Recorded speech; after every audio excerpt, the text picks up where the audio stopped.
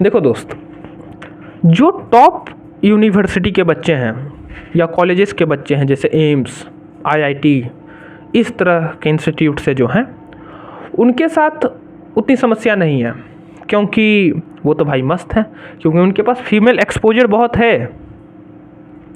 तो उतना समय कॉलेज में रहते रहते वो बहुत कुछ समझते हैं, बहुत कुछ सीखते हैं।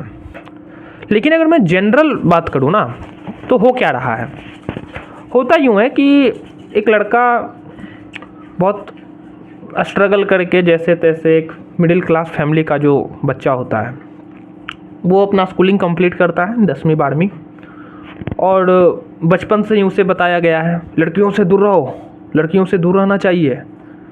हाँ, इनफैक्ट स्कूल का भी वही सिस्टम है, हर जगह सीसीटीवी कैमरा लगा के बैठते हैं, और लड़की से तुम बात कर नहीं सकते हो, क्योंकि लड़की से बात करना तो बहुत बड़ा गुनाह है इस देश में, भारत देश में। ओ माय गॉड, बहुत बड़ा गुनाह है। और पता ही है, टीचर भी भाई, क्या टीचर लोग भी तो जानते हो ना। देखो एक बात बताता हूँ मैं, शिक्षकों की अगर मैं बात बताऊँ ना, वो सभी हारे हुए खिलाड़ी हैं। वो बनना कुछ चाहते थे, वो बन कुछ गए हैं। वो सारा फ्रस्ट्रेशन बच्चों पर ही निकलता है उनका। तो तुम स्कूल में तो लड़की से बात कर नहीं सकते हो, क्योंकि वो रूल्स रेगुलेशन के खिलाफ है वो चीज़। तुम बाहर निकले, अब तुम लगे कॉम्पिटिटिव एग्ज़ाम की तैयारी में, एसएससी, सीजीएल, एनटीपीसी, यही जो है स्टेट लेवल के पीसीएस, इस तरह के एग्ज़ाम में तुम लगते हो, और तुम एक सरकारी नौकरी पा भी लेते हो। लेकिन मज़ेदार बात यह है ना कि कंपटीशन इतना ज़्यादा है ना, अभी इस देश में इतना कंपटीशन है कि सरकारी नौकरी लेते लेते एक व्यक्ति की उम्र 28 साल 29 साल हो जाती है। बिल्कुल, अब वो भी मिलेगा या नहीं मिलेगा वो तो भगवान ही जाने। चलो मान लेते हैं मिल गया, 28-29 साल पे तुम्हें नौकरी भी मिल गया है, नौकरी हो गई तुम्हारी, 30 साल पे नौकरी हुई है। अब नौकरी के बाद तुम्हारा दिमाग है कि भाई हमें घर बनाना है, या और भी जो तुम्हारे सपने हैं थोड़े बहुत, घर वर बनाओगे, फिर तुम शादी करोगे। ये सब करते करते लगभग 35 साल तुम्हारे हो चुके हैं। अब तुम क्योंकि 35 साल के हो, डेटिंग एक्सपीरियंस तुम्हारा है नहीं, लड़कियों की साइकोलॉजी को तुमने समझा नहीं, उनके क्या इंटेंशन है वो तुम्हें पता है नहीं। अब अचानक से तुम्हारे ऊपर एक सामाजिक दबाव आएगा, शादी का दबाव। माता पिता भी बनाएंगे और आस पड़ोस भी तुम पर एक दबाव देंगे शादी का। भले ही तुम कितने ही समझदार क्यों ना हो, कितने ही पढ़े लिखे क्यों ना हो, या तुम मुझे देख लो या सार्थक गोयल को देखो, या मैं तो बहुत बच्चा हूँ अभी छोटा सा, तो जो भी है, लेकिन उसके बाद भी तुम्हारे ऊपर एक दबाव तो होगा, शादी का दबाव तुम्हारे ऊपर होगा।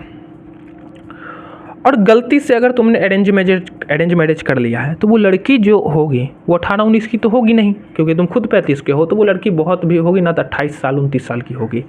लेकिन तुमने तो अपना बहुत जीवन पढ़ाई लिखाई में लगाया है, तुम्हारा तो कोई डेटिंग एक्सपीरियंस नहीं है।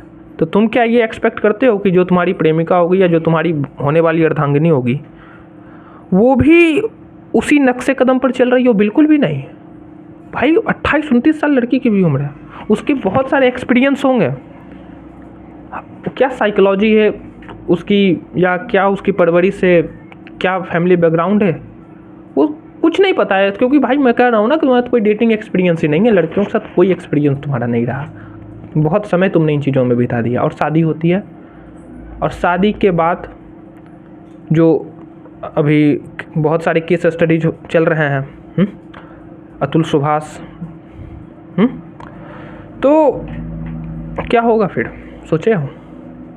तो लड़की का क्या स्वभाव होगा, उसके बाद शादी नहीं, वो बर्बादी होगी तुम्हारे लिए, बर्बादी। प्रेशर में आकर के कभी शादी मत करो, कभी नहीं।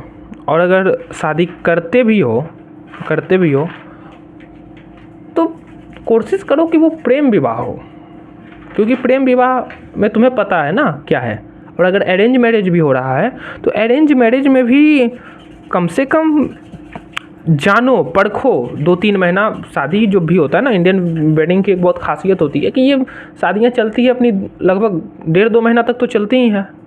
और जब लड़की से तुम फर्स्ट मीटिंग होता है ना लड़की के साथ, तब से लेकर शादी तक लगभग 6 महीने का गैप होता है। तो उस 6 महीने तक लड़की से रेगुलर कांटेक्ट में रहो, उससे बात करते रहा करो। इनफैक्ट लड़की से ही नहीं, उनके मम्मी पापा भाई जो भी है ना, उन सब से बात करते रहो, ताकि तुम समझ सको, उस परिवार को समझ सको, उस लड़की के ख्यालात को समझ सको। अब यहाँ पर कोई ये आके कोई स्यूडो फेमिनिस्ट या टॉक्सिक फेमिनिस्ट कमेंट में ना कहे कि अरे तुमने लड़कों के बारे में ही इतना, मतलब लड़कियों के बारे में बोलते हो, लड़कों के बारे में क्यों नहीं बोलते हो, क्योंकि वो मेरा काम नहीं है। ठीक है, मेरा जो काम है, मैं अपने मज़े के लिए वीडियो बना रहा हूँ, देखना है देखो। तो खतरा है, बहुत खतरा है अभी के वक्त में।